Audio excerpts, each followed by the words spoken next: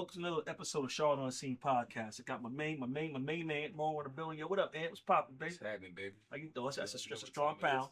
I ain't seen you in a while. Come on, man. It's good. been a minute. Okay, It's been a minute. Okay, talk to me nice. It's been a minute. It's good to see you, brother. Got some special guests in here today. Yeah. So straight. we got the some great brothers. It's gonna be a great conversation. We got the brothers from the investment group NexGen2780. Yep. It's a pleasure to meet you guys. Having you here. How you doing? How you doing? It's a pleasure. How you doing? It's a pleasure. Good to see you. Yes, sir. So let's get into it. We want to do introductions first. Can I get your name, please? I'm Solomon. Okay. Walter. And Mark. And Mark. See how you do only first name? I love it. We learned something already. So just to get the background with the investment group, how'd you guys get into the group? How'd you guys form this group and everything else? Well, Mark, you. Well, I'll tell you, we started out. So Walter and I are actually cousins, right? Okay. And so we grew up in Winston-Salem, North Carolina. Okay. And I had been doing investments. Walter had been doing investments for some time. Mm-hmm. And a good buddy of mine named Marvin. Mm-hmm. Marvin is amazing. Okay. He is the connector. Mm-hmm. And I think I know this Marvin. Yeah. I think I know him. Yeah, You might. You might. If you're in and out of Charlotte, you might know more. I think I know him. He's the plug. Right? He's the plug. And so what happened was I began to talk to a friend of mine named Kier. And Okay. Kier, we all kind of run in the same circle. Okay. And Kier reached out to Marvin. Okay. I told him about a project that we had. That's Guy Kier? Kier is here as well. Yeah. And they reached out. We was on the phone. I live in Atlanta. Okay. And so Marvin reached out to me. Mm-hmm. They said, Mark, we got a good brother I want you to meet. I said, okay, I'm always interested in meeting good brothers. Mm-hmm. And so he put Solomon on the phone. Okay. And during that time, it was crazy because we had just spoken about an alcohol brand, right? And we had just spoken about getting things done. Right. And the information came out about the brand that we're going to talk about. Right. Definitely. And as soon as our voice, our traveled all the way to Charlotte. Well, and let me explain what I mean. Okay. Immediately when Solomon got on the phone, we started talking. Mm-hmm. He said, I got a deal that I would like to do. Mm-hmm. And if you don't get involved, I'm going to do it anyway. Okay. And he began to share with me and talk. And our spirits connected. And he said, well, what we need to do is I want to meet you guys. Mm-hmm. I said, when you want to meet? He said, you can come down next week. I said, how about tomorrow? Mm-hmm. I called my cousin. We got in the car. We drove here. Mm-hmm. And I always tell this story. Right, definitely. The story is when I was anticipating on meeting Solomon. Right. And I promise you, when he walked through the door, he had a cowboy hat on, and I heard theme music. Right. He was walking slow. And from then on, we decided that collectively together we would pursue what we needed to pursue. That's awesome. And so we're here right now. That's awesome. Let's go. Brother Solomon, you had the cowboy hat. The cowboy hat is here. A lot of people don't know that. I should have worn a cowboy hat. This nigga hat is over here. It's right there. So that's so important, like meeting people and being able to meet up and form a bond. In the community, in our community, how important is that, do you think, or you guys think? For me, we're just talking, and I'll pass it over to both Solomon and Walter. I think it's very important, but a lot of times in our community, one of the biggest things there are some things that you have to leave at the door in order to make it work. And one of the biggest things is not the intelligence. It is not what you've done in your past. The biggest thing that hinders us as a group, as a culture, that you have to leave at the door is ego. One. That's it. It's a fact. And so we didn't come in with any egos. We came there to understand what each other's strengths were. And we're not there to be smart. We're there to be strategic and follow directions. Gotcha. Would you say? Man, I say that to piggyback off what Marcus said, because Marcus explained it so eloquently, right? He's right, man. When we got together, man, Mark and I, of course, we have a special bond, a special relationship because we're family. Right. Our grandmothers were sisters, right? So in order for us to bring Solomon into our bond, it you know, this has to be a special brother, right? Right. Because our bond is, and a lot of people may not know this, you know, a lot of people see Mark, the entrepreneur, the Grammy Award winning, the leader, the vision. You know, he put together this amazing team to go out and do this project, right? I mean, but I see him as Mark. You know what I'm saying? That's my cousin. This is my cousin. So, right. And so what I'm saying is for us to bring Solomon in, and he chimed right in, and he understands that our relationship is one that's drenched in blood, and he just chimed right in, and Mark calls him the conductor, and I'm like, that's exactly what he did. He's the conductor, and he was the perfect fit to what Mark and I were trying to do. And I want to say this, and then I'm gonna let some. But what I figured out in life, and to piggyback off of what Walter was saying, being in the same kinship, in the same bloodline, makes you relatives. Love makes you family. Gotcha. It's real. That's it. And we're So family. far. Love that. I like that. You like that? Yeah, you like that. You can put that on Paul. No, I'm catching So bloodline makes you a relative. Gotcha. Love makes you family. Yeah, I got some cousins I don't want, but we're gonna get into that. Yeah. Don't get him started. Right. Brother Sal. OG, what's going on? Wow. You know, it was a blessing to meet them, all right, and to really sit down, see what their vision was and where they wanted to go and the things they wanted to do. And like anyone, I'm a little older than everybody, so like anyone, I'm looking, okay, what are your talents? How are we going to play together? How is this going to actually mix, right? Right. And so Mark is amazing in this sense that he's able to pull people together, make them feel comfortable, and he's like, okay, like he said, check your egos and stuff, right? And a lot of times when you meet people, especially entrepreneurs that have a little success or done something, they want to bring that first, right? And it's like, no, you can't play on the team that way.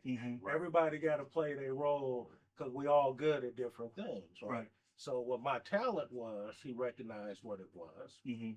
I recognized what their talents were, and I was like, oh yeah, we can go win this. Right. And so when I got up and we were leaving, I said, yeah, we're gonna go get it. We're gonna take it down, guaranteed. Where'd you guys come up with the name for NexGen2780? Where'd that form it? All right, well, I can tell you about the next gen part. But you know, Mark is a visionary, so he'll explain this whole 2780. Right. So the next gen part is we're the next generation of successful entrepreneurs, the next generation of successful businessmen and women, because you know we know they're successful. Definitely. Yeah, right. And so we're just the next generation of what is about to happen. Because the Warren Buffetts and all of them, they're that last generation. We're about to come be them. Wow. Let me ask y'all something real quick. So like y'all mentioned y'all family, basically everybody family. Y'all know y'all family. So You like, family too, Aunt. I'm family too. I'm in the family. Thank you. Yeah. No, but like as a younger entrepreneurial male, black male, it's kind of tough sometimes. Because I had these conversations with my guys, you of course, my brother, and to get those connections, to get locked in like y'all are, it's tough with some guys. You got to go outside of this, and it's real. And I'm not saying it's bad to do that. No, in no way, shape, or form.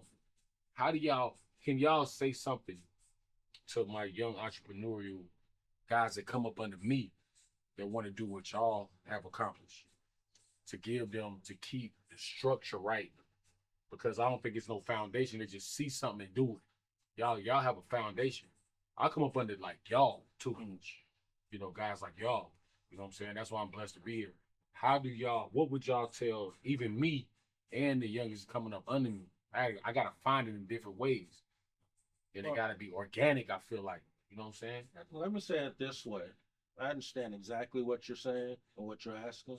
One of the things, if I could talk to my younger self, here's what I would say. Get around a group of people that are like-minded and trust them, right? Because if you set up the right structure, the trust is already there. Right? And then if you rely on each other's talents and abilities to do their part within the organization, then you're going to be able to make it, right? And now I'm going to break it down a little differently.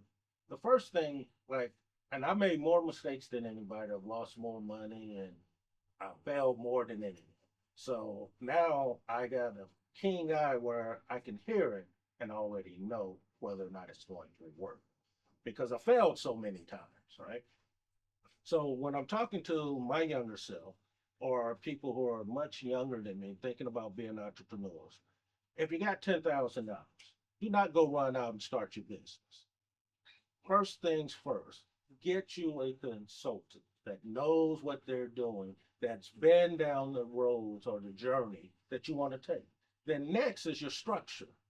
Make sure you have the right structure, because that structure is so important and it's critical, because it's going to either cause you to fail or it's going to keep you in the game the long run. Right? Tell them where that structure comes from. When I say structure, what I'm talking about is, do you have the right corporation as a C corporation, an S corporation, LLC, right? That begins your structure, right? Now, if you're doing things for family legacy, right, and you want it to be passed down, now you got to bring in, okay, I have to have my family trust. What does that look like? Mm-hmm.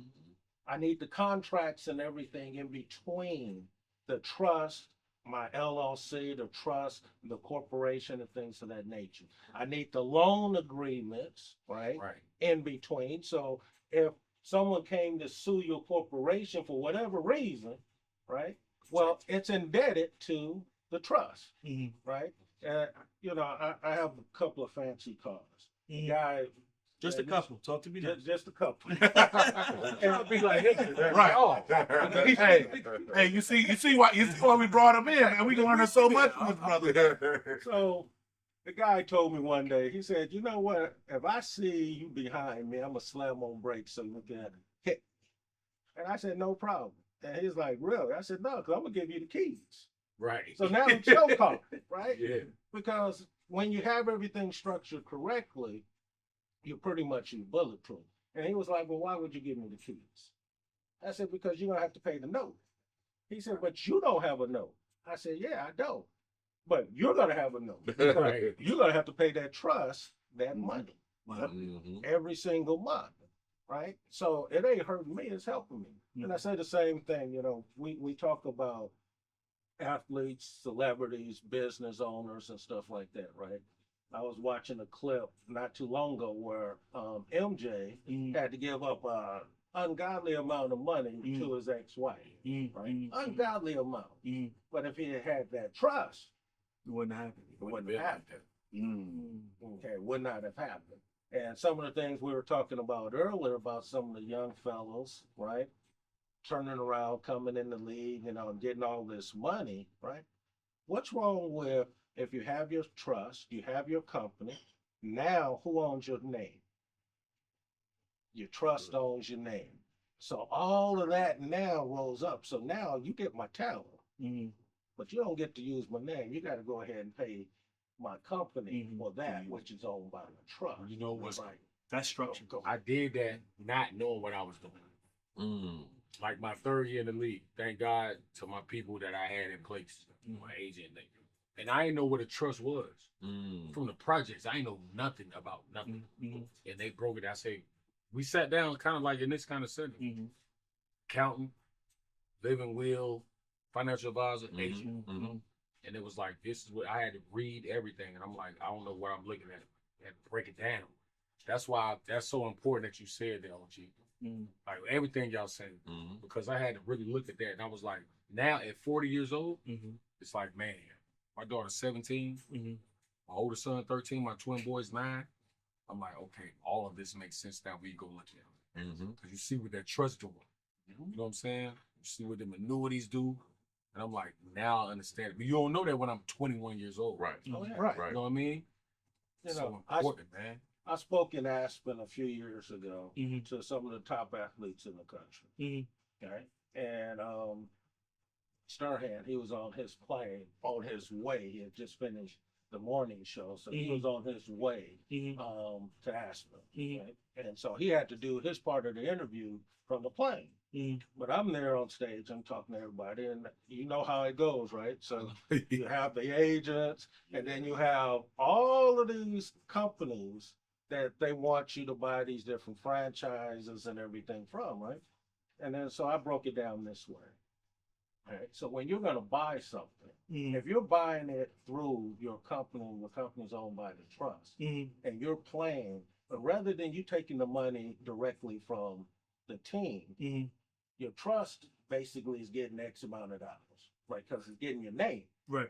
Because that's what everybody keeps marketing, right? And then when you go out and you buy it, now you got more leverage. When you go out and buy that franchise, so now you're not spending all your money to buy the franchise, to support the franchise, because that's what they got them there for, right? So athletes can buy it.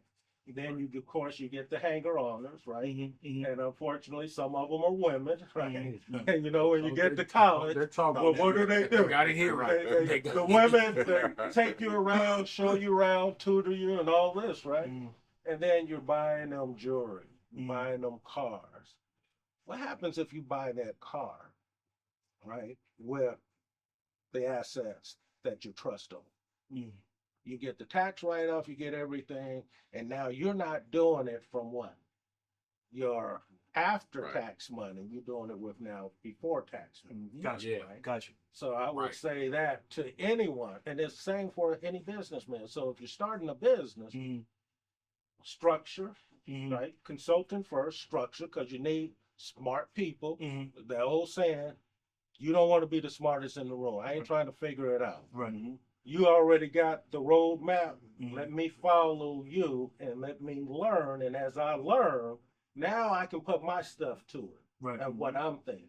But until I learn it, I can't really do it. So now I can turn around, add to my business after I've bought it, because I ain't got to worry about pouring all my money into a business, working 15, 16 hours a day, and not sure what I'm doing. Gotcha. So now I got the previous owner. He will show you how to run the business and do the business. So now if I got a good idea, I turn around and implement that good idea as a new division to that business. And now what do we have? We have a loyal customer base already. So now that's an easier sell to introduce them to something brand new and say, okay, versus spending my money on a brand new company. I'm gonna start a company, I'm gonna go do this. That's a disaster for failure. Because you don't know the recipe yet. And so that's what I would say. That's one thing I learned, like even with my cigar lounge, I wanted actually to be a franchise at first.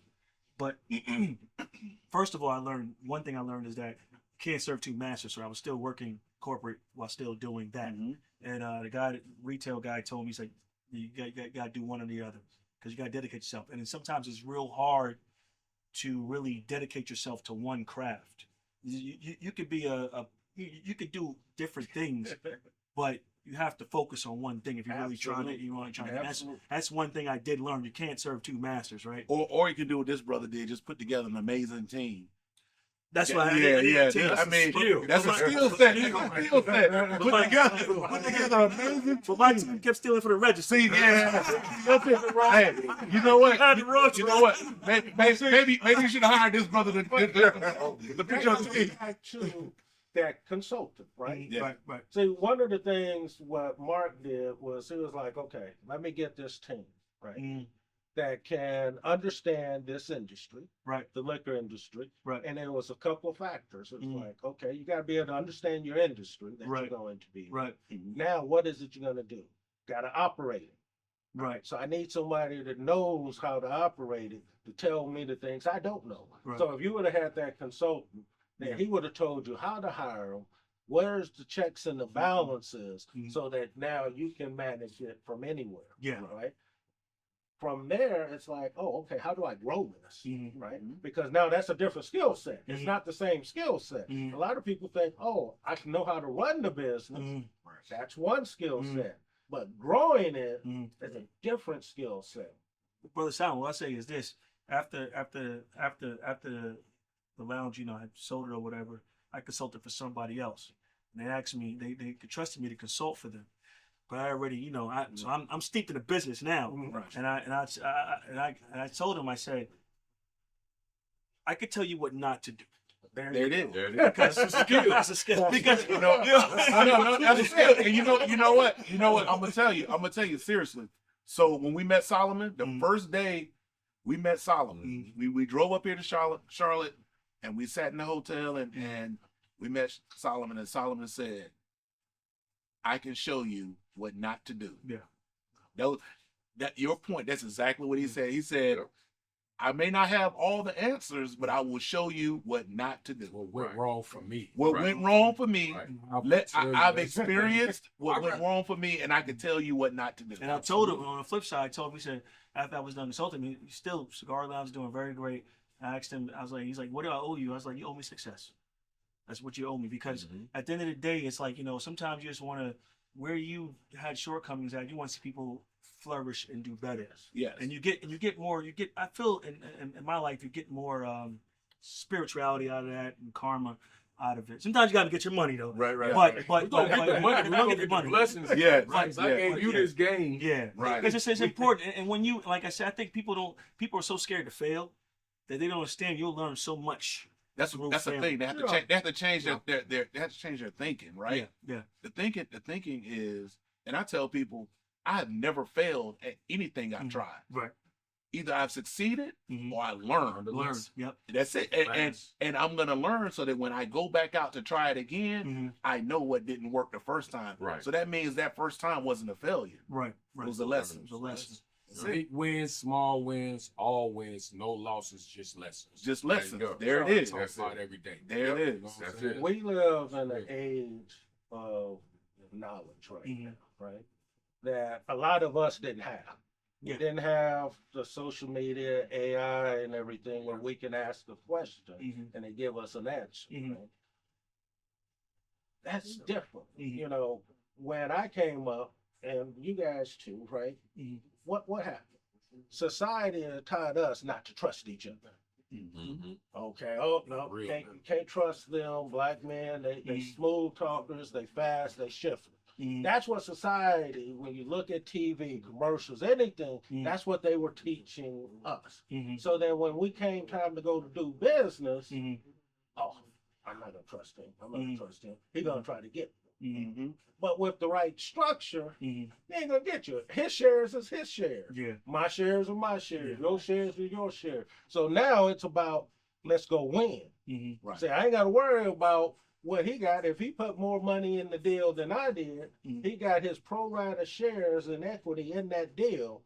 So he's gonna make a little bit more than me because he put more in. Right. But I ain't gotta worry about him cheating me. He ain't gotta worry. And see, that's what we hadn't learned. And when we sit back and we watch people who don't look like us, and they come together and put all this money in this pot in this company, right? That being the pot. They just divided up those shares and then they go do business. And they might be buying a company, investing in the company, and then they make all this money. We're trying to figure out, well, why they own everything. Because they keep pulling together. Gotcha. It's so important, like that you said, OG, like my first deal I did outside of the NBA was commercial. It was a storage facility.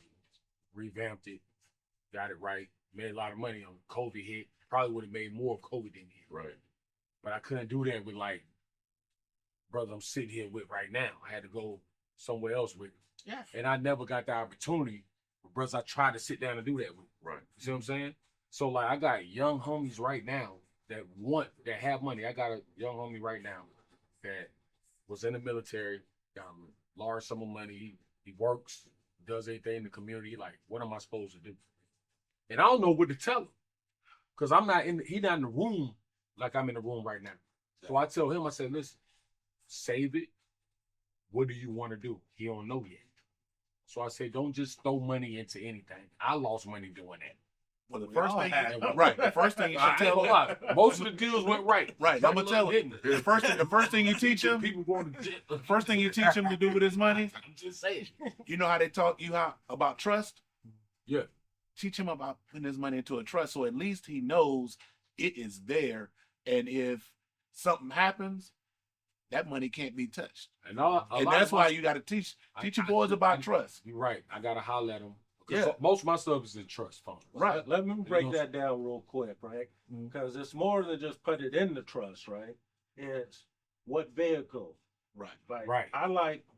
What do you mean by? No. Yeah, I know what you mean, but to the audience, Okay. when you say vehicle, what do you mean by that, please? I mean, like, are you gonna do an annuity? Mm-hmm. All right.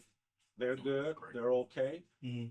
I like universal policies. Okay. Insurance policies. Right. Now, here's the reason I like them. Because when you look, when you look at them, and it's just a contract. But when you look at it throughout history, they never fail. They've never failed, and they've always paid out. So if you put your money in there, whatever that dollar amount is, I'm gonna use like 100,000. If you put 100,000 in the IUL and you're getting 7 to 8%, you still can go back and borrow against your own money and make an investment. And if that investment does well, right, now you're making more money. But now let's back up. You're getting what? 6-7% on your money guaranteed. That's crazy. So when you borrow against it, right, what you're making on your money is being preserved. So it's going to help you pay your what? Yourself back. Yeah, right. Right. So even if your investment fails, that's not failing. It hasn't failed in over 100 and something years. So it's like, so that's what I would say for them to do. Right. Young boy, you better be watching this too. I'm gonna see him today and tomorrow. So let's get into. So we're talking. There's a lot of knowledge being shared. This is people got to start paying for this, but this is something different. Okay. It's not real first game. This is pay per view. We got to pay for this, right?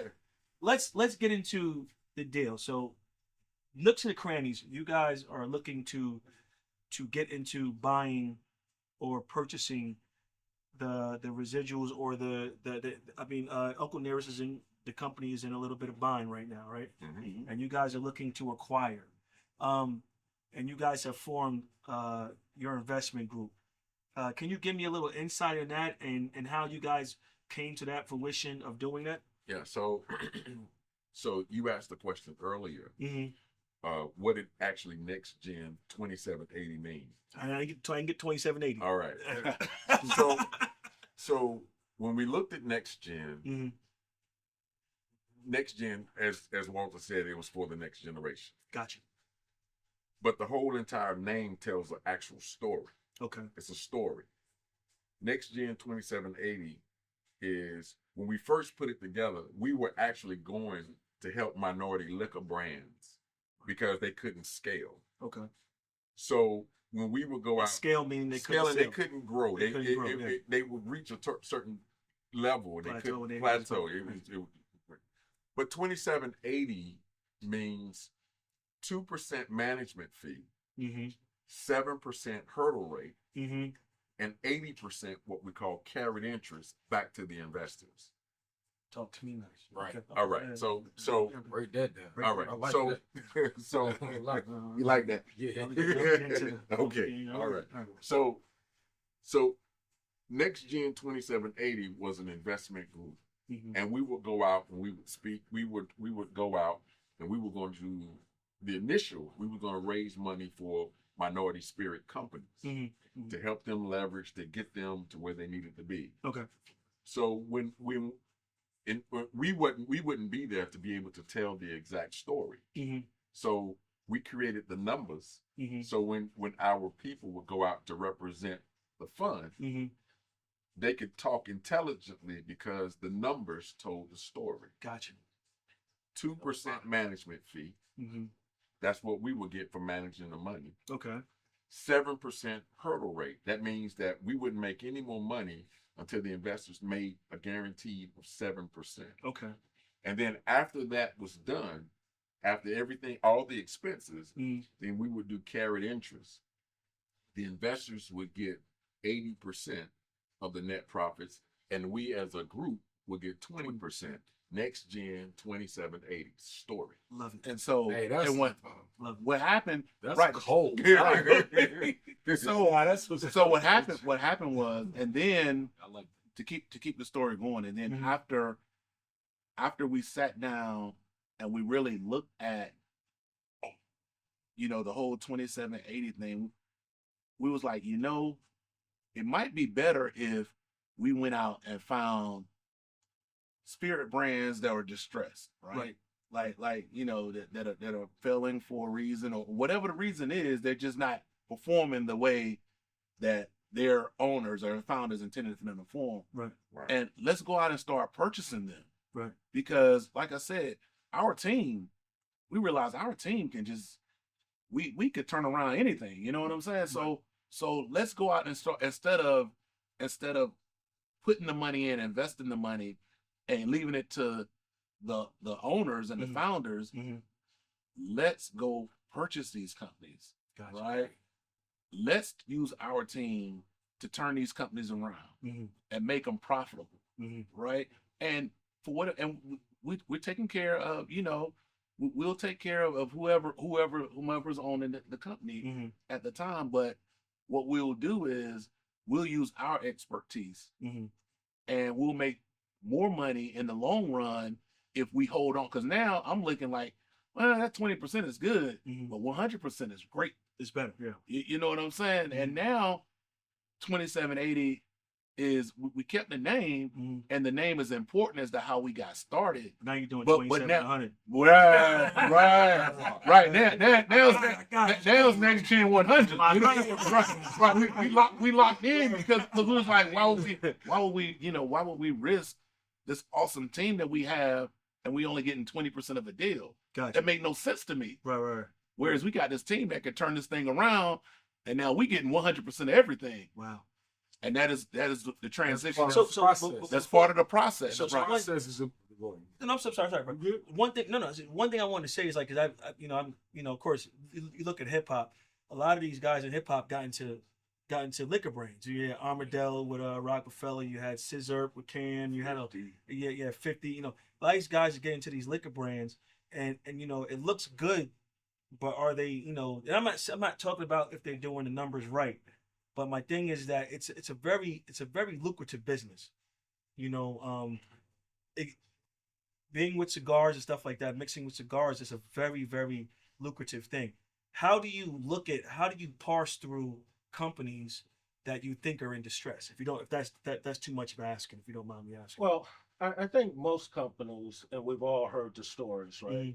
Most companies are undercapitalized, even when they think that they have enough capital. They realize as they're starting to try to grow their business, they start realizing they don't have enough money, and they run out of money either because people pay them slow, just things happen, right? And so the thing that they did was they identified a huge need. That wait a minute, these companies are out there, they're making good product, but they're running out of capital to really distribute that product everywhere. Gotcha. And that's currently what it looks like happened with the company they're looking to purchase with Entrepreneurs. Okay. The woman done a phenomenal job, Amazing job, in building something. And now all the wolves are at the door because they see the blood in the streets, right? Because they're like, oh, I can get this cheap, right? But they're forgetting about what she had to put into it. They don't understand all of that. Yeah. So they're just looking at, oh, okay, I can get this cheap and possibly sell it. So the beautiful thing about what Mark put together and putting his team together and trying to identify, okay, we can go in here, we can help a Black woman who put her heart and soul into something, right? we can pull it up and keep it in our community, right? And do some really great and wonderful things, right? So everybody's looking at where she's fell and fallen short, right? And what's the old saying? The women say it all the time. We don't show up for them, right? Oh, the brothers don't show up. We always show up for the brothers, but they don't show up for us. And so here it is, Mark and Walter, they're like, look, I'm here. I'm going to help. And I'm going to pull this thing out and keep it in our community so we can move it forward. But so of course you guys know how important Uncle Nearest is and in the history of it. You know, back with Jack Daniels and everything or whatever.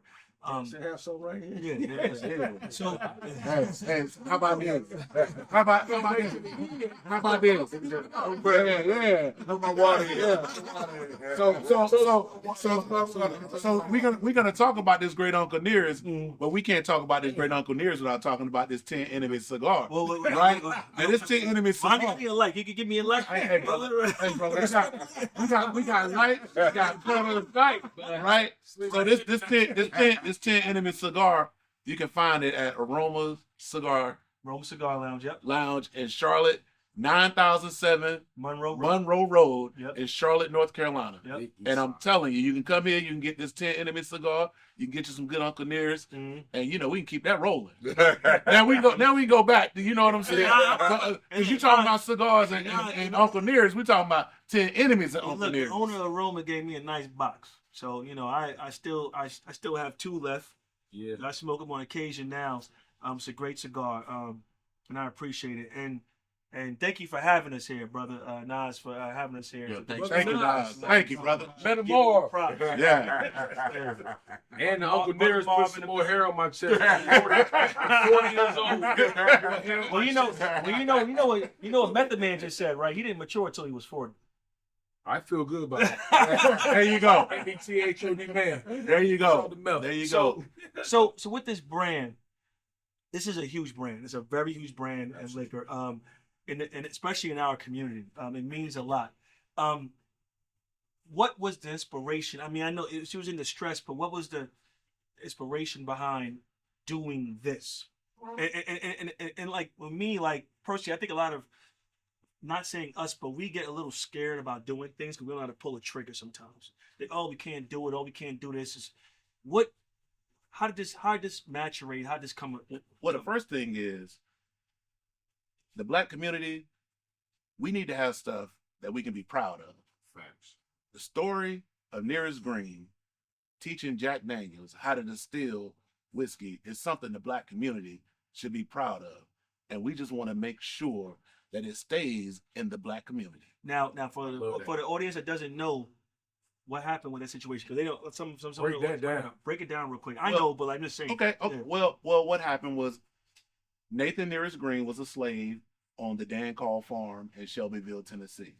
Right. And at a neighboring farm, Jack Daniels was a kid, and he came over to Dan Call, and he asked Dan Call to teach him how to distill whiskey. And so Dan called in Nearest, Uncle Nearest, called in Nathan Green, and was like, hey, I want you to teach this kid how to distill whiskey, right? And so he just took him out to distill, and he taught him how to distill whiskey, and they became really good friends, right? And so that is Nearest Green's contribution to the U.S. whiskey industry, the spirits industry, and it is so prevalent.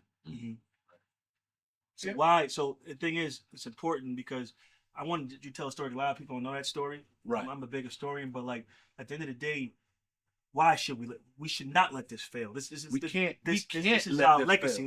This has to go. When we think of it, and we think of Black history of just Blacks. Yes. Right? Look at how much we invented. Yeah. How many patents, Everything.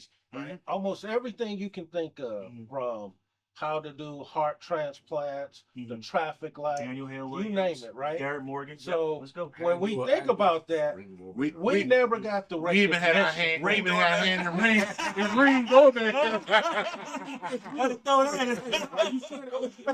Garrett Morgan. I had to do. My mama wouldn't let me do at a certain point Martin Luther King, Malcolm X no more. Right. I got to a certain point, my mama had me do Gary Morgan, the traffic light. Dr. Carver, I lived on Dr. Carver. Wow. West Boulevard. Yeah. Down there in Kings Park Apartments. She said, you doing the book report on Dr. Carver too after this. Peanut butter. Wow. Right. Yeah. That's my mom. Yeah. Right. 100 and something. She be acting like she don't watch Because your mom, I'll be cussing. your mom understood Black pride, right? Yeah. And she understood that. Yeah, they teach us about Martin Luther King, Malcolm X, you know, and not to take anything from them brothers, but they did some amazing things. But there are a lot of other Black people out here who done some amazing things. And I'm gonna tell you what. Mama Angie can't get all the love. Mama Ledette gotta get some love too. No, I'm Because mama,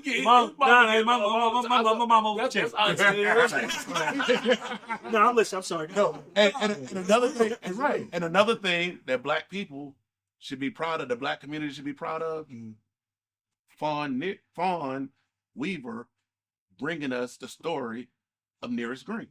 Yes. Because think about, if not for her, no one outside of Shelbyville, Tennessee, would even know. And for that, she deserves her flowers. Yeah. She did an amazing thing with that. There are, you know what? There are people. I will say this: there are people that have started a lot of businesses, or even movements that don't get the credit for what they have started, and then other people will follow up on it, but they don't give the credit back to the original people who did it. I applaud you guys for that, because that's so important to understand that what she went through. You know, things get big, and sometimes you don't. You know, whatever happens, but to even just start it and put it out there is it takes more guts than anybody. Yes, you know, and these people deserve their flowers. One of my favorite stories is Madam C.J. Walker. Yes. Right. People don't. Watch that movie. Yeah, they don't talk about her as much as they should. Right. But like she lived next to John D. Rockefeller. Right. But a lot of people don't take that in. They don't understand. They don't understand. You know, she was the first Black millionaire. Right. Right. You know what that is? Like back then. Back then. It's real. So I'm like the street, like Gary Morgan. I had to write whole like book report on that, and nobody knew who I was talking about until I presented it. Right. Because my mom was like, a Black dude did that. Right. Wow. I'm like, who? You talking about the street light right here before you told Dr. Carver to the hood? You know what I'm saying? Right. It's like I learned about everybody else, like Asada Shakur, all that. And see, we lost all of that, right? Because either we didn't have the money or the know-how, right? Because we weren't in the rooms when deals were being cut. So because you didn't have the money, you had to opt out and give your stuff basically for pennies or nothing to someone else to take it to the market. So that's true. Can I ask you a question? And this is very important, because one of my you guys are my new heroes, but one of my heroes are one of my biggest people, and you know, and she knows in the corner over there, Clarence Avant. I'm amazed by Clarence Avant and what he's done and what he accomplished. I remember him talking about him, and he had to actually get Pepsi and Michael Jackson in the room, and it's hard to get in that room. You know, like a lot of us had to live in certain areas. You know, in California, if you didn't live in Baldwin Hills at a certain time, you weren't. You know, that was a symbol of status. Right. New York, if you didn't move out to Queens or Long Island, you weren't. Or if you weren't, what does it take to get in these rooms? Because a lot of these, I mean, I think it's different now, but back then, like my godmother and my godfather, they lived next door to Arthur Prysock. You probably don't know if you know who it is. And my godmother, I have an unopened Count Basie album. Count Basie. So like, and it's signed by Count Basie. Wow. But my godmother was like, oh yeah, she gave me the album. She's like, oh yeah, I was in the same supper club as his wife. It was nothing to her, bro. Right, he don't know. I don't tell nobody. I want nobody coming to my house and running. I love my vinyl. I love my vinyl. I love the sounds, but like, what does it take? Like, you know, like can you explain the room as far as like as you guys have progressed and lived? Because being in a room, I think at your time was important, and then how it has evolved. I'm gonna say it starts with trust, right? when you're working with people, we have to really learn to trust each other. Gotcha. And to believe in each other, right? It's like, you know, we did a podcast the other day, right? And I didn't know him.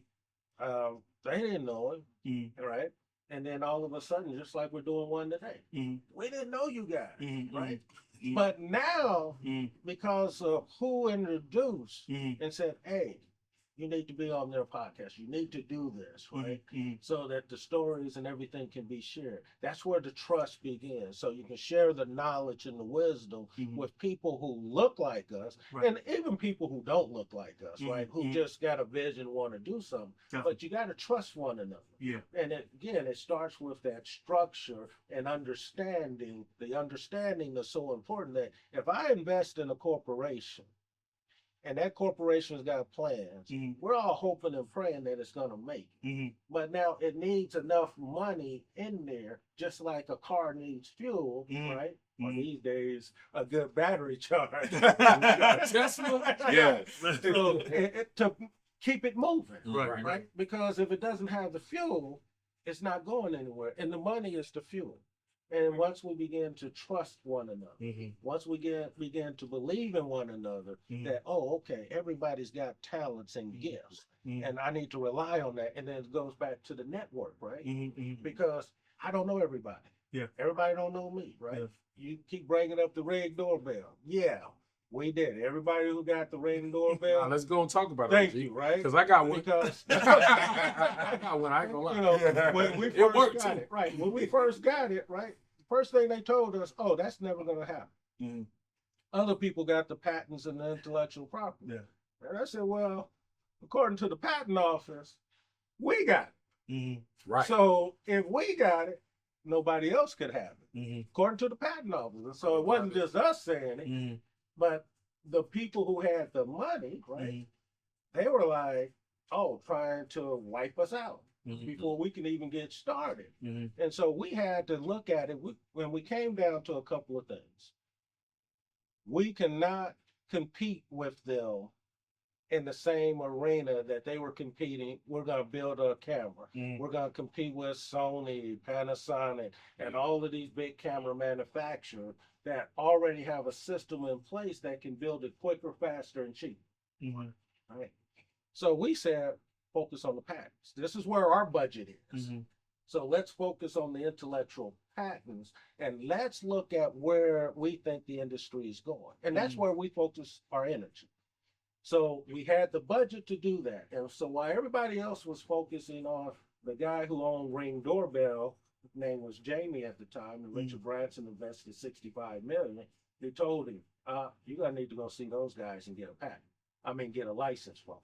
And the reason, now they had some patents of their own, but they didn't have the patents. They didn't have one. They didn't have the one. Right. And that made all the difference in the world. And we kept building. And so they had to come and get a license. Right. And before you know it, everybody's getting a license from us. CPI, you name it, they're getting a license and having to license that technology from us. Now, then they went out and did the cameras and the home security stuff and everything like that, right? But we went to court and we kept going to court. Before we can get trial, everybody was lighting the light. Oh, well, okay, we're going to pay them. Because of what we had. But we had to stand in it. As the young people say, okay, I'm 10 toes down in this. Yes. And that's where we were. But let me ask you something, my bad. So like this the process right here. A lot of my young homies, like me, myself as well, but like they coming up under me.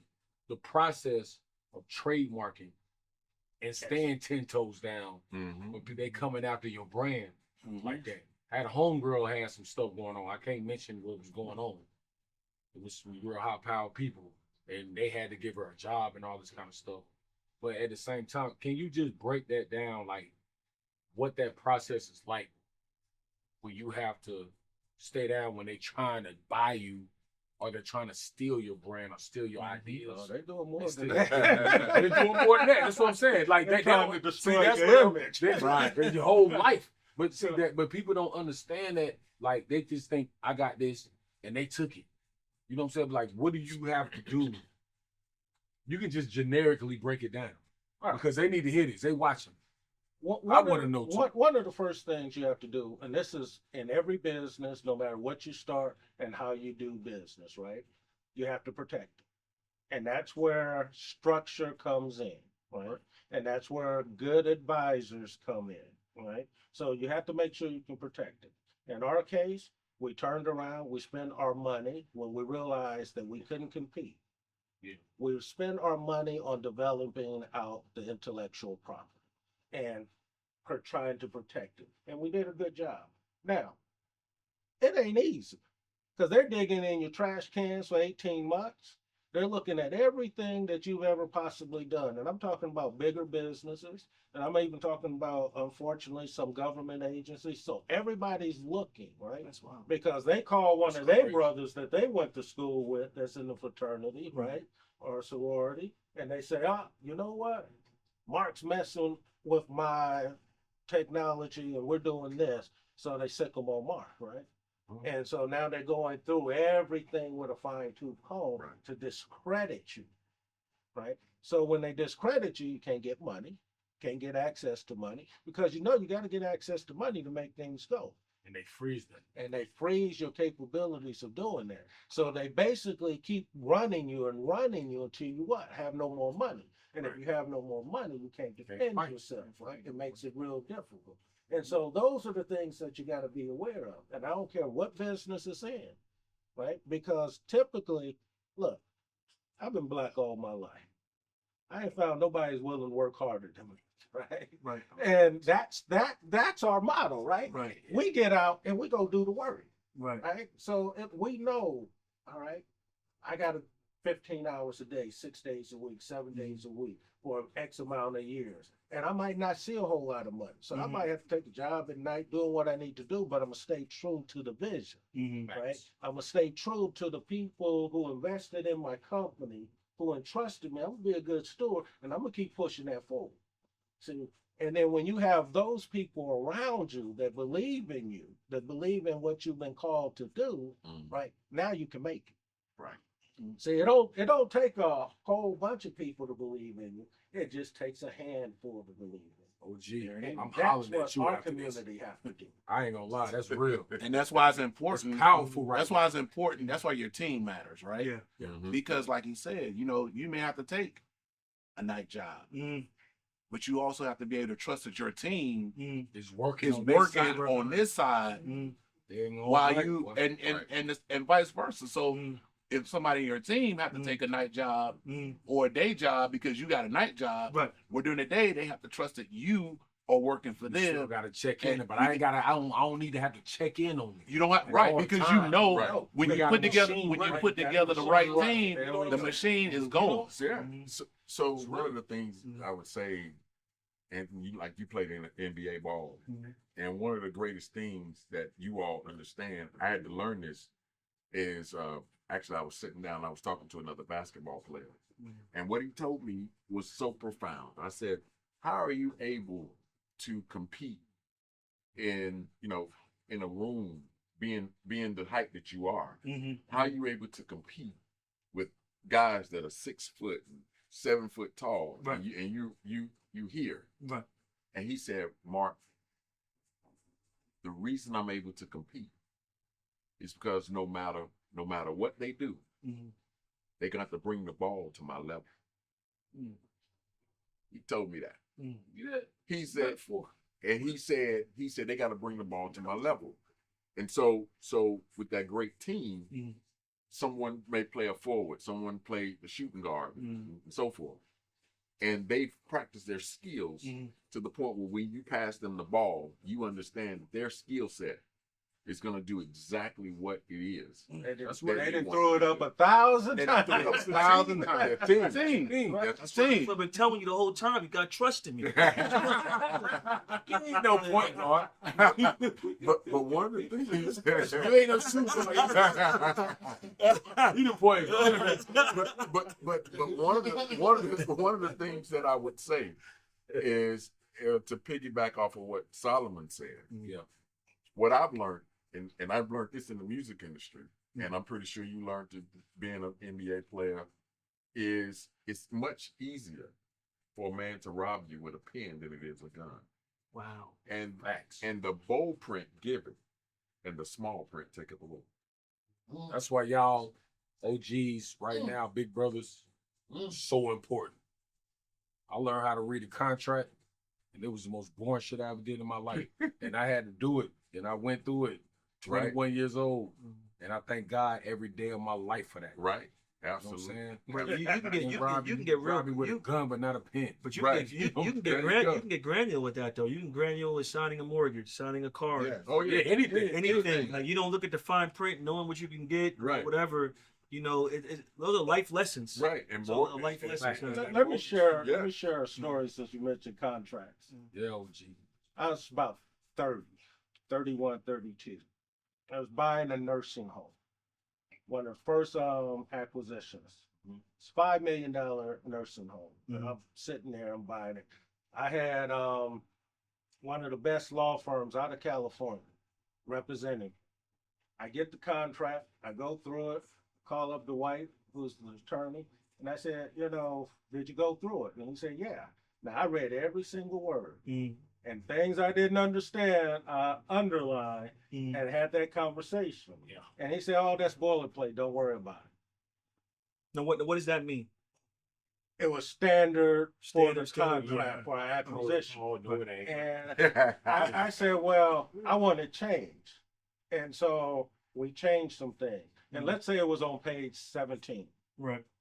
So he was like, okay. So he goes back, he negotiates changes. The other side, they send the contract back, agree to the changes, but then change it and reword it, but it meant the same thing. Now all of a sudden it's on page 60 something. I read the contract all over. Every time it came back, I read every word of that contract. It come back over, I said, well, I called him up. I said, well, Dwight, they didn't change it. He said, well, yes, they did. And I said, no, this has the same meaning that it had before. It's just reworded it differently. Right. He said, okay. So he sends it back over. Now, he's my attorney. I'm paying him. I'm paying him. And it's like his law firm, they're not the Ricky. They were number 7th in the country. Right. And so I go back, and so he changes it. And I'm saying to myself, I'm talking to my wife at the time, I was like, this is crazy. And she was like, just keep reading. They send it back again. It's on 120. They changed it again, right? Reworded it, meant still the same thing. Right. So I turned around and I said, okay. Long story short, kept reading the contract. We got to the end. Now, acquisition was $5 million. We finished all our due diligence and everything of that nature. Once we were done, we were all on the phone, and it was me, probably 20 people on the phone, and most of it was on the other side, and all of their attorneys who represented me. And they were like, okay, are you guys ready to close? And I said, yeah, we are. I said, but there's one problem. And the guy said, well, what is that? And I said, I think y'all committing fraud. So I think I'm gonna have to sue you guys. Because I spent a lot of money running up legal bills and accounting bills to do all of this due diligence. And they said, well, what do you mean? And I said, I'm not going to explain that to you. You guys know what you're doing. Right. They called us a few days later, $5 million acquisition, and said, we'll give you $400,000 to take the company. Did y'all hear what I just said? I just heard what you just give said. you. So what you... I was supposed to pay $5 million. Bank financing, everything's all together. They said, we'll give you $400,000 to take the company, and we'll pay for the administrator because it didn't have an administrator there, and we'll pay payroll for the next 6 months. So you stayed down, So you stayed down, and you knew what you was doing. I wasn't sure I knew what I was doing. Why you brought that in the I was like, no, but you read that and you stayed down with what you knew. Yeah. A lot of people don't take advantage of just regular knowledge. That's like reading. That's also a lesson where Your lawyers do the work for you, but you also got to do the work for yourself. That's right. Yeah, you got to know what's you going gotta, on. You gotta know what's going on. So Uncle Nearest, 108 mil. Let's talk about that. It's a big number. It's 108 It's a small number. It's a a big number to me. But so you guys doing that 108 million is a lot of money. A lot of people, to a lot of people, it's a lot of money. It is. Yeah, It is. it's a huge. Would you look? I mean, not to get too much into it, but like it's a lot. It's a risk. Well, before you ask your question, Okay.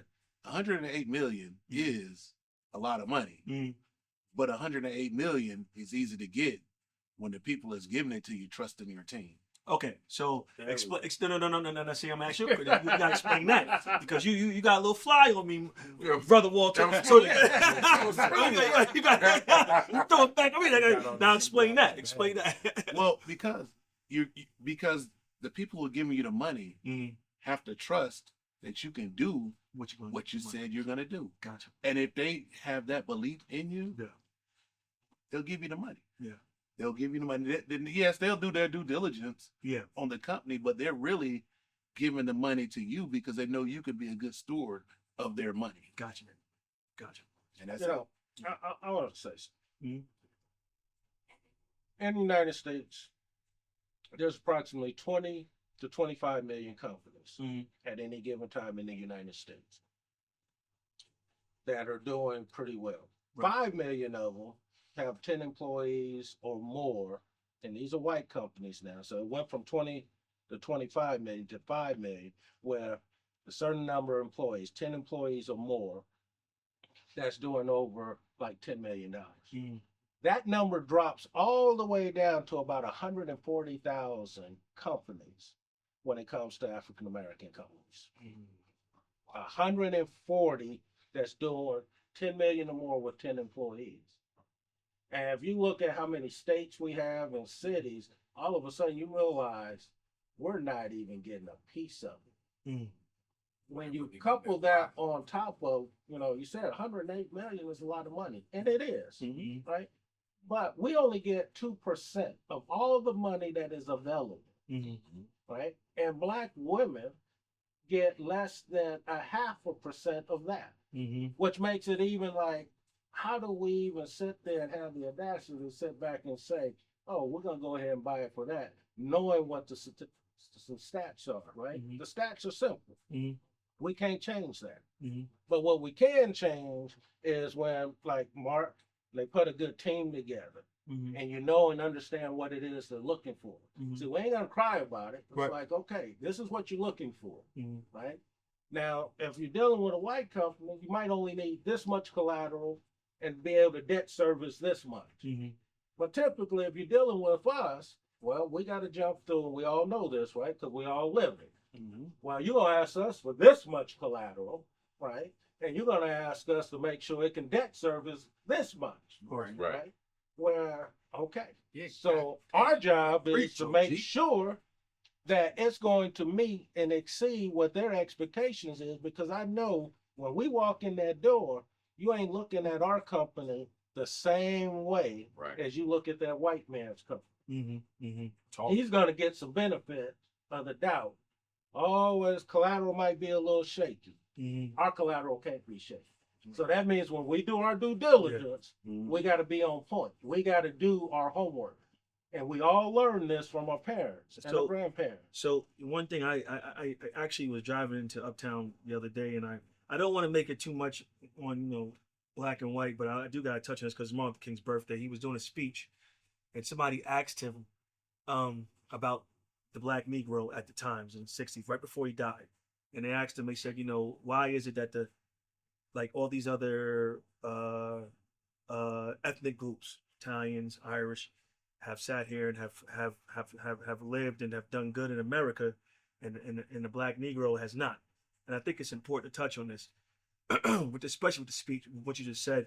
And he said, well, we were the only ones that were brought over here involuntarily on ships, and we helped build this country. But also, you had a situation where if you go out, when they were building out west, they had They had got all, land. they had the Irish, the Italians, and everything. Just go out there, ride out, and stick their claim on land. They got stakes. And we never got to do that. Even though we were part of building this country. We built the country. And not just us. yes, and it's so important to understand how behind we have been, but how forward we have pushed. We are very resilient. People are resilient everywhere, and I don't want to make it a black white thing, but as far as you're talking about that, we are very resilient.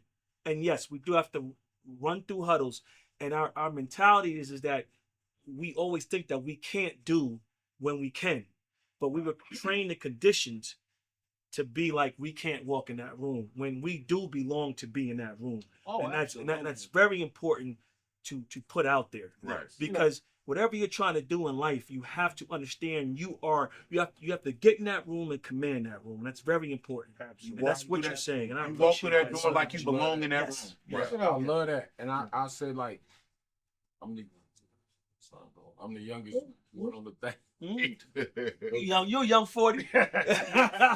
40 club. Nah, but I would say that because I look at myself like the middle child. I train, I coach, I do real estate. I got my programs and everything I do in the city for 20 years. And like, I always talk about that. You know what I'm saying? Like, if you're gonna be the middle child, you have to be able to resonate with the youngins. And then also be able to have a conversation with well-established, grown real OGs. You know what I'm saying? Yeah. But I feel like I have to be like, I'm on one. I gotta be articulate, and I love that. And that's one thing that I really appreciate y'all about, because we made them points about, just the communities and everything about the kids, what you was talking about in terms of like how to communicate with the youth and how to communicate with women, you know what I'm saying? And what was going on back then. Yep. That shit is really important to me, man. No, but like as I get older in life, I look at debt to income ratio. I look at a lot of things because these things empower me to do extra things. And I think the education of credit, debt to income ratio, and knowing how to have a trust or do things like that are going to empower you to do a lot of things. I think a lot of us don't, with this economic discussion that we're having, a lot of us go out and think we have a lump sum money. They don't know, like if you get 100,000, you probably don't have 100,000. You got 60, right? Because they'll tax you 40. So you have to understand certain stuff like this, and that comes with experience. But by the time we get that experience, we're 40 or 50. Right. Where so we should be teaching them at 20. This is what you got to do. And like I always tell a lot of people, if you don't want your kid to go to college, you want to go to college. Like I'm not a proponent of college no more. I love college, but I think it puts you in debt if you can't pay for it, or if it puts you in a certain amount of debt to where when you walk out, you're coming out with $60,000 to $40,000 of debt, and then you got to buy a house, then you got to buy this, you got to buy that, right? And you can maybe get your loans forgiven, but it's putting you in a hole at an early age, Right. And I'm very in tune with that, and but at the end of the day, these other holes that you have, they while you're in college, they're giving you credit cards. Right. That's putting that, they give you the $250 to go do this. By the time you got it, you come out of college with a $500 credit score. A $500 credit score. All that was Design, right? It's designed to mess you up, and so you're always coming from the back. And then when you get your credit right, then you want to buy the house, but you already wasted like 5 years. When you're coming out of, we should be coming out of college at 20 years old, getting to what you got to go to. But a lot of us don't have that. Borrower is slave to the lender. Borrower is slave to the lender. That's in the Bible. Proverbs. Say it again. Borrower Proverbs 22. is slave to the Little bit. lender. Okay. Love you, boy. And basically, what that's telling us, if we're out borrowing, we're a slave. We gotta stay. We gotta stay at it. But if we turn around and we invest our money, Right. and we make our money go work for us, Right. everything that you're asking for, now all of a sudden your money just created another income. It can outwork you. Well, so you know what? One of the most proud moments of my life, I put my daughter. I can't talk about Going to but like my daughter, I put my daughter on a certain stop. She's 11 years old. and she it went down. And I was like, look, you gotta hold it now because if you sell it, you're gonna lose. Right. So you ain't no you gotta make it work. A month later, she said, Daddy, it went up. It's like I said, gotta hold steady. But I didn't. My mom did very well in life, single mother, but she didn't teach me about finances. She's just trying to overcompensate and give me because my father wasn't around. And so like with my kids, I'm trying to be better with that because I want them to have those nuggets at 20, 18, and 17. You want to set them up at an early age instead of them finding out when they're 30 and 35 years old. Right. And I think that's what really holds us back economically. You know, we don't. I think with our culture, we try to give them so much because we never had, but we're not teaching them We're at the giving same them way time. more than Way more. Yeah. And sometimes they need to actually struggle and understand what it is. And sometimes no is the best thing. Yes. It's the best thing in the world. Saying no as you get older, you say no. No, it's like bro. emancipation. No, no, right? But I think as we get older, we want them to be better than us at 10 years or 15 years than what we had. Yeah. That comes with us educating them, but also not just our own kids, Right. but educating the community. Yeah. Like when I grew up, if I screwed up at school, we had those paddles that had the holes in it. And you get hit with that thing, boy. Now you're going to jail. That's something, right? But then you go home, and you might get 2 or 3 licks You might get to it before you even made it home. Oh man, right? Because your name meant something. Yeah. Your name meant something. Yeah. What we teach kids now is here. I do. Because I didn't have, right? Oh, okay. Not to work and earn. Overcompensate. And what I'm telling kids today is this. If you're coming out of school, form a little company. Bring some of your buddies and y'all put some money in. Buy a piece of property. And y'all keep putting money in, rent that property out. Something very simple. And then 20 years go by. Now we know 20 years go by like that. Like that. They think it takes forever, right? But you still look good. You got hair. I'll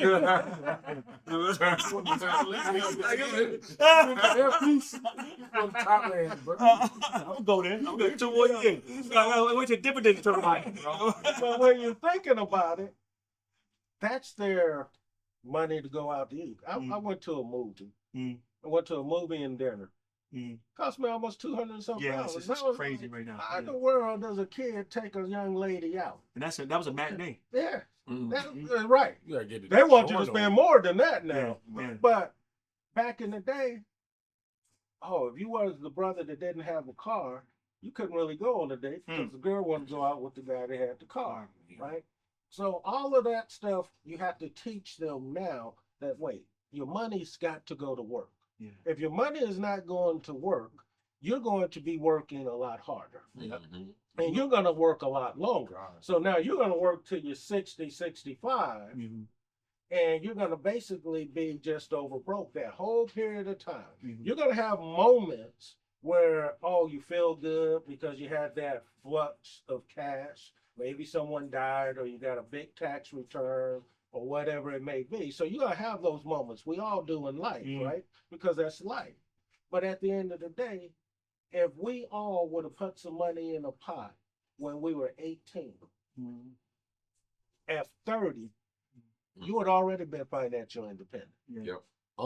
It's crazy because like I didn't get real money until I got in the NBA. 21 years old, 22. You see what I'm saying? Didn't get the real deal till I was 22 and a half, 23. Then I understood money. Wow. You don't really have nobody in your family gonna teach you how to manage that kind of 3 year. They can't teach you something They they don't can't have. teach you that they ain't have. But they can talk to you about it, Right. and teach you how to save it. Right. Ain't nobody gonna teach you how to invest that in the hood. You don't buy me no drinks now. That's crazy. Yeah. Cause you ain't bought me a drink in like 3 years. 3 years. Oh, you think about The it? before. You get red wine on the rocks. What's on the rocks? Keep it warm. Keep it warm. I love it. You know, Well, when you think about it, it's like, so like when I understood money, I understood, like we talked about trust funds. Right. And then also how to be able to make sure you're making money in your sleep. Yep. It's hard to make residual money when you ain't never seen it Well, in your life. You don't even know what residual. You don't even know what I residual don't know what means. residual meant. Exactly. I was like, what the, you know what I mean? And then you get to see it, and you get to see it moving, and it's like, hey, leave that alone. I look up 6, 7 years later. Oh, that's what that look like. So when I need that, okay, cool. She about to go to college. My daughter, 17 years old, volleyball. When she get to going, it's gonna be on that. My sons, you know, they younger, 13 and twin boys, 9 years old. I need to have these conversations that's recorded and documented so I can let them watch this. Yep. That's why I love doing what we do, because it's these kind of conversations. I need it. You know what I'm saying? And I know my kids need it, and I know my community need it. West Boulevard, we do everything over here. See, that's all we can do is share with them. I love that. Because we need them to find their own way. Right. Right? Yeah. We do need them to find their own way. Because it's going to be different than our way. Exactly. And then it makes them their own person. But if we just keep giving to them, they're not going to find their way. My son come to me, not to cut you off, I'm sorry. I'm a sweater. I'm going to be quiet. My sons come to me and like, Daddy, what can I do for money? Vacuum that, wash the car, rake them leaves. And I can do it. I'm going to have to go behind them anyway and do it. But I'm like, all right, cool, you go do that. But because we grew up they're learning. Pressure washing cars, walking around the neighborhood, cutting grass, cutting hedges. We had to do that anyway at the grandma house. Right. My daddy and mama house. We're going to do it in the neighborhood to make some money. Yeah. So like you do that here, I'll put some of your little VC points for you. Right. You know, little video game. You know what I'm saying? But I'm like, you're going to have to do that. Like, you're not going to have no sidewalk in front of your house like we did. You're not going to grow up in no project. So this is how I'm going to teach you how I had to grow up. Right. You know, one of your mama had to grow up. One of the things you guys ask is, what can we do? Rather than buy, you know what we do Christmas, right? You buy them all these Christmas toys. Buy them some stock. I do. Buy them some stock because that's going to last long. Well, Dad, well, mine's like, Granddad, that's not what I wanted. I was like, that's what you got. That's what you're going to appreciate this later. Right. You know what? My Uncle Roy was he was way ahead of his time. He used to give us gold coins back in the day. Oh, and this is like back in '85. He died, I think, in 2000 when I was in Morgan. But he used to give out gold coins, and he was like, this is gonna go up. And every time you see it now, when the dollar goes down, they go back. The gold goes up. And this is stuff that I had at a young age, but I didn't process it to know. Didn't understand it until I got it. But I'm glad I had it. With you guys, as you respectfully, as you guys have come into the situation of attempting to, and you guys are going to acquire this great brand. What are some things that you've learned coming up that changed your mindset when you were at a certain age? You can go around. Start off with you, Brother Solomon. One of the things I learned was through reading some books. I'm gonna start off and qualify something because I think a lot of black men have probably the same problem. We ain't like to read, right? We're typically poor readers, poor spellers, right? But we'll go out, right? I go out and catch that football all day long from the time the sun is. So that was one. Another book I read was The Richest Man in Babylon. Okay. And that book taught me and showed me there's 7 principles to making money, right? And keeping it. Because see, making it, once you understand it, that's easy. Making the money is easy. Hard. Right. Keeping it is really, really hard. Yes. Because now you got family, you got friends, you got everybody coming. Say no. Yeah. Tell everybody no. That's what you have to learn. Tell my mama no, I can tell everybody no. So that was on the food line. Right. Not public. Not Harris. Then the last book that I really probably enjoyed the most was Why Should White Guys Have All the Fun by Reginald Lewis. Reginald Lewis has a exhibit in Baltimore. He passed away at 50. I Yes. know my book. And so that book Right back. That book, right? Share. We can do those big deals. We just have to do structure. Yeah. Right. We had to put the right team together. Yeah. Right. Yeah. And there was a point where he was making a bid for a company, and he won the bid. It's similar to what we're doing with Uncle Nearest. Yeah. Very similar. And what they came back and said, well, yeah, you won. There's only one problem. We don't know who the F-U-C-K you are. So you're going to have to pay a little bit more. Right? So again, we're hit with that racist BS, right? Whether it was intentional or unintentional. It could have just been simply they didn't know who he was. Yeah. Right? But he had to pay a little bit more just to put the bid in. And when he bought Beatrice Food, he bought $1 billion company using $1 million of his own money. $1 billion company. And see, we would be afraid to sit back and go, I'm going to go buy $1 billion company. We'll be like, the first thing we would think, oh, I don't have enough money. Or I can't do that. Right? But Reginald Lewis showed us, oh, you can do that. That got in my state. You got to get into the right mindset. You have to assimilate the right people around you. Yeah. And that's what Mark did so well. He put the right people around and said, okay, now we can go do it. Because I got the right people. Right. Right? And they know how to do it. Right. So now we can put our bid in. Right. You know? And with Uncle Nearest, we still got some due diligence and everything to do. Yeah, definitely. Right? To determine what our actual bid would be. So those are the type of books that we have to teach our young people. Look, if you want to be an entrepreneur, let's get you reading the right stuff. Let's start there. Right? I don't know how many people that have PhDs in finance and business that I've come across. Right. And they first thing they tell me is, Solomon, we didn't learn that in school. Where did you get that? I was like, how could you not learn this in school? Right? And I'm like, okay. And then when I break it down, they're like, oh my God. Now they feel confident that they can go do it. And that's what we had to also teach our kids. You're going to have to pick up a book. I don't know what your interest is, right? My brother used to love reading comic books, extremely smart, max out every test, right? Great reader. But then his older brother, oh, I struggled with that reading. But when it came down to something I really wanted to know, I learned it. I stepped back and I was like, oh no, I need to know this. And when I got it and I went and implemented it, it worked. I was like, oh wow, okay. So then the light bulb goes on. That's what's important when I'm gonna cut you out, like education now. Cause I feel like if I could have done that at Georgia Tech, I would have just went straight into what I was good at. Like I was great with poetry, I was great with reading, I was great writing. In English, I'm a science, technology, and culture major with an English focus. Like, let me do anything with English. Let me write, let me talk, let me speak. I do poetry, I do anything. Let me do anything in that realm. I don't need to give a.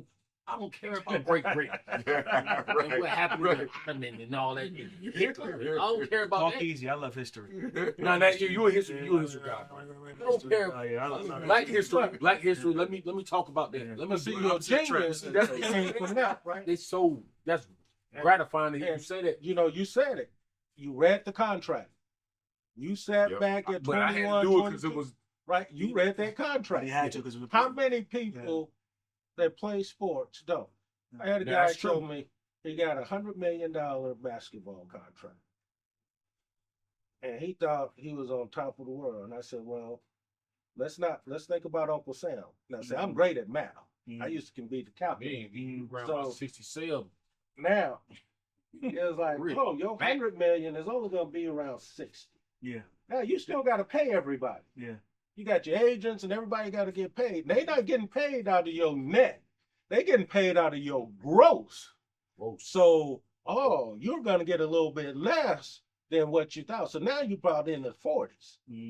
Okay. And then the contract is spread out. Right. So now, I got mama want a house. I got my friends. I got my boy. I got my girl. All of a sudden now, then I got to go out and buy and live the status quo, right? Yeah. So now I ain't got enough money. Yeah. So everybody think I do, but now all of a sudden, looking at it like that. right now I'm struggling like everybody else, just on a different level. Mm-hmm. Yeah. But you got to, robbing Peter to pay Paul. yeah, you got to pick though. Do you want to Go back struggle? to what you were saying. Right. You gotta have something in place to make that money make money on itself Yep. That's over right. time while you That's playing. right. That's it. So you, Real talk. brother, what? Man, you want me to come after that?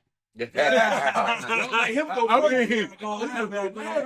I mean, you pointed at him first, man. You set me up. You set me up. Nah, I ain't You set me up. Talk- No, really. What I've learned throughout life is perseverance, Yes. resilience, and how to humble myself Oh, to learn. Yes, yes. Because I tell you, and all of that has helped in this process. Because I'll tell you, I have my undergraduate degree is in psychology, Morehouse College, right? I also have an MBA with a concentration in finance from Clark Atlanta University, Okay. right? Daughter's mother went there. Right. You see what I'm saying? She Right. don't want to go to. She don't want to go to Clark. She don't want to go to Georgia Tech either. That- I wouldn't be like that. Gotcha. My bad. But the stuff that I've learned just from working with Solomon on a day in and day out basis in finance, man, I learned what I learned at Clark Atlanta University. I learned the concepts, right? Yes. Write that down. But working with Solomon, now we put those concepts into practice, and so I'm learning different stuff. I'm learning different ways to utilize those concepts, and I think all of that was important. Me being able to humble myself and not come to Solomon and be like, man, I went to the greatest institution for black men in the world. Right. How can you tell me anything? Right. Right. But I had to humble myself, right, to be able to learn. Facts. And we have to be resilient because we're gonna come up against some hurdles. We're gonna come up, but that resiliency is gonna be like, yo, you're not gonna beat me. Solomon said we're going to get this. Mark said we're going to get this. We're gonna talk to the team that Mark put together, say we're going to get this. All right, well, damn it, we going to get it. We going to get it. We gotta go get it. We're going to get it right. there. And so, and that's what I learned. So I would say, perseverance, resiliency, and being able to humble myself so that I can bring on new information that I just didn't know. Gotcha. That's a piece right there. I like that. I like that. Resiliency. Appreciate that. No doubt. Yeah, no doubt. Like man. Yeah. Appreciate that. So to piggyback off of what Solomon said and Walter said, yeah, same thing. I think that for me, what I've learned in life is that a lot of times people go to school to eliminate the illiteracy. But I went to God to ask him to eliminate my ignorance. like that. And so what I understand is that money will come to you when you call it by its name and definite set of purpose. But also money will run from you because money also runs from desperation. You got to break that down. Like run that look, like run that back. So what happens is I have children and my daughters, and if I saw them in an abusive relationship, I would say you can't be in that relationship. You got to get away from that. Money does the same thing. Gotcha. Money runs from you when you abuse it, and it runs from desperation. Have you ever noticed that when people need money, they can't get it? And when people don't need money, it shows up. You know what? Crazy analogy. I like. You know what? It sounds horrible. I'm gonna quote this, but Jadakiss said it, and I love hip hop.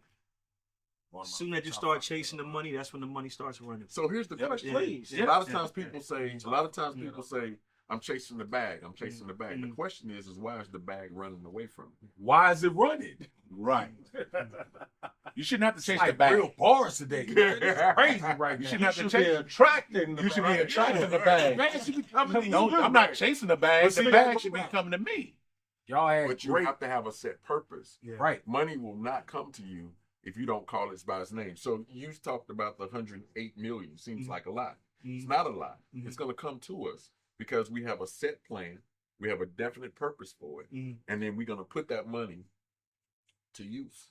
I love You it. know what's so crazy that y'all, all three of y'all said, like, I never grew up thinking I was gonna play in the NBA 10 years.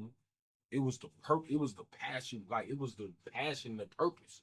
I was like, I'm going overseas, I don't care. And then it was like, oh no, you can do this. That's when it woke up. But it wasn't about no money, it wasn't about playing and logo or nothing. And every deal I ever did in my life has been based off what I was really passionate about. Hey, man, there it is. I ain't never went after no money. That's From the right. projects, we didn't care. We eat hot dogs, hamburgers, and tacos. Right. French fries. We good. Straight. Ramen noodles. Yeah. Right. Ramen noodles. We Right. good. Tomatoes and Yeah. I'm Well, I ain't look, gonna lie. never- I want the money. I've been chasing my whole life. because he in Hollywood. Stop chasing money.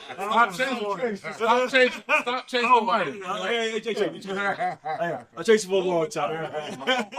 Good talk though. You said, Mark, like real OGs, like for real, like that really. If you're not chasing your passion Definitely. and you chasing some money, it ain't never gonna be there. Right. You can make some money. Money is like What a do you- elusive woman. Right? Nah, get in your bag. So Hit that. when you start chasing, right, Right. it leaves. But when you ain't chasing it, It how do come- women know you have money, right?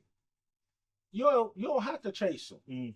You just be you. And then all of a sudden they just start showing up out the woodwork and you're like, what in the world? What did I do different? You just been you. You're moving a little differently, but you don't even notice that you're moving different, right? You just That's- working on your thing. You And just it's doing the you. same way. Yeah, Every if you work. Every investment bank, every private equity company, every VC needs a good deal. Right. And if they know that you can do a good deal, they're chasing you. They're going to stand in line to sit back and say, wait, I need you to take my money because I need you to multiply my money so I can look good to my people. Right. It's a mindset. And there's not a lot of good deals out there. Right.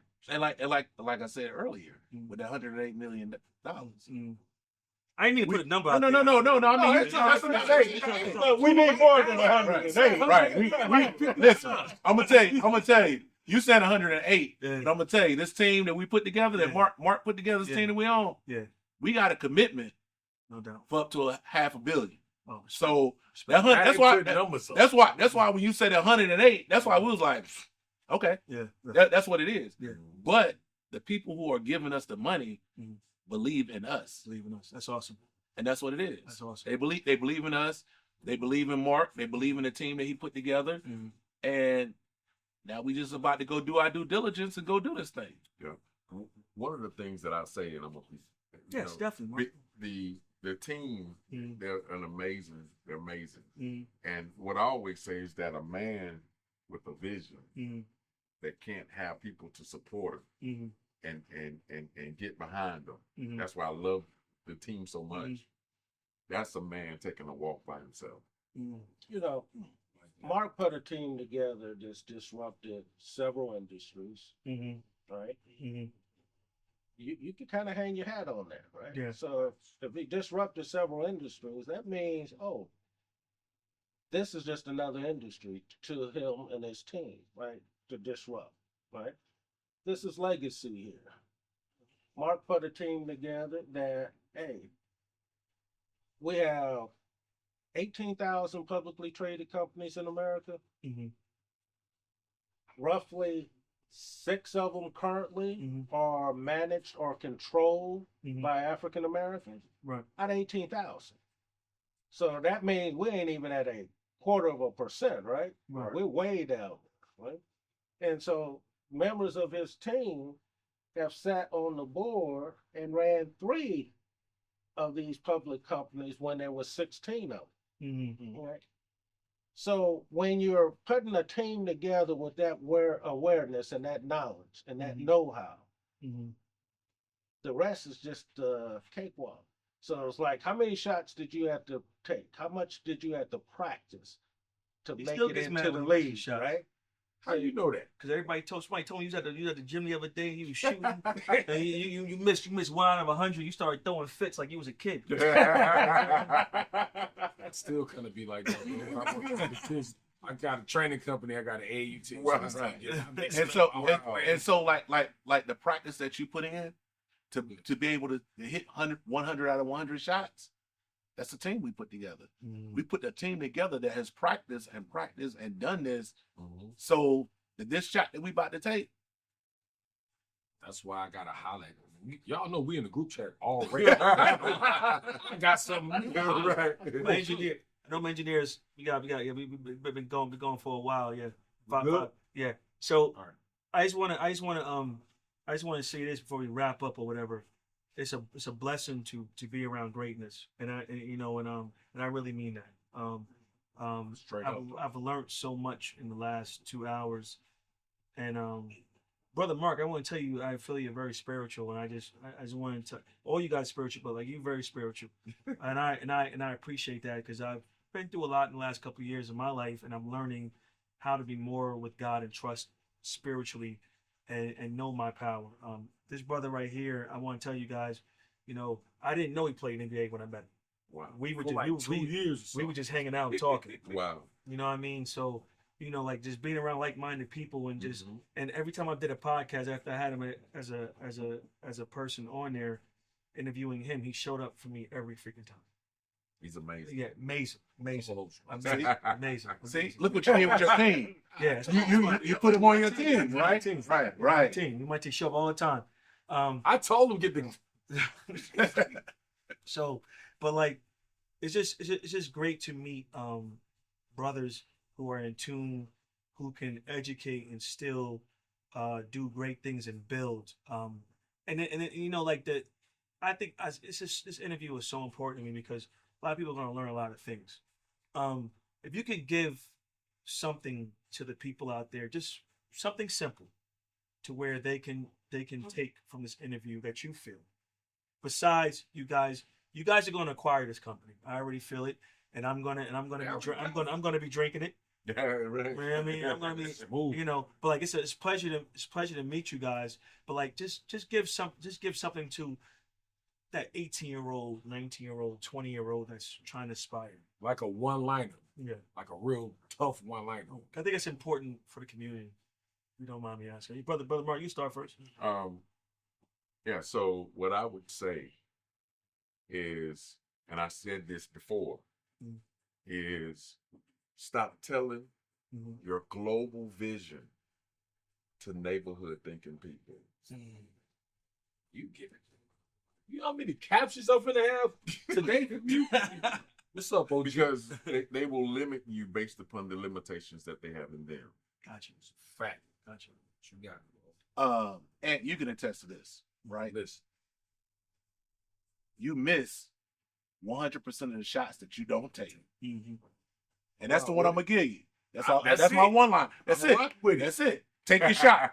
Take your shot. We shoot. We shoot. I'm shooting. You shoot. You got OG. I can't wait to hear this. Let me say this.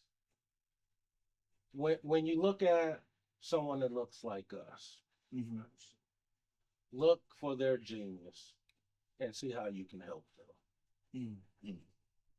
I like that. And when you do that, you also will prosper and your genius will shine. Yeah. And if I I'm can, looking at some geniuses that we need to get in the if group I can chat. say, and if I can say one more thing to the audience, listen. If y'all want to follow us, go to For the Culture 2026.com.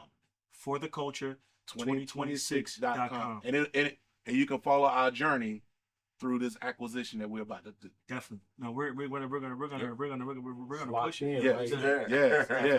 Yes. And also, if you're in Yeah, Charlotte shots area, before we're done. please stop by Aroma Cigar Yes. and get you one of these 10 enemies. Get Get you some of that good Uncle Nearest. I'm I'm gonna tell it to you one more time, just just in case you wasn't paying attention through the whole thing. It's 9007 Monroe Road, Charlotte, North Carolina. Yeah, there it I'm is. telling you, East side. there it is. Right Stop there. in. Great cigar. It's a great cigar.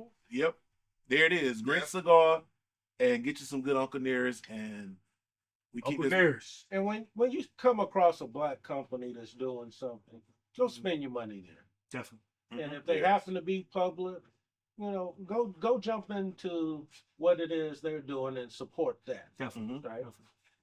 Y'all got any other platforms y'all want to shout out that y'all on? Man, It's not for the culture. that's It's it. for the For the culture 2026.com. You gotta work on There it getting them is. some more. Let's take a shot. We want to You toast wanna take a shot. up. You Toast just up. want to drink. No, it's Yeah. not. I just want to toast up to the brand Hey, toast. and acquisition Toast. and everything else. Yeah. There it is. It's a pleasure meeting you. Thank you so much. No, it's a Thank you. pleasure. Pleasure meeting you.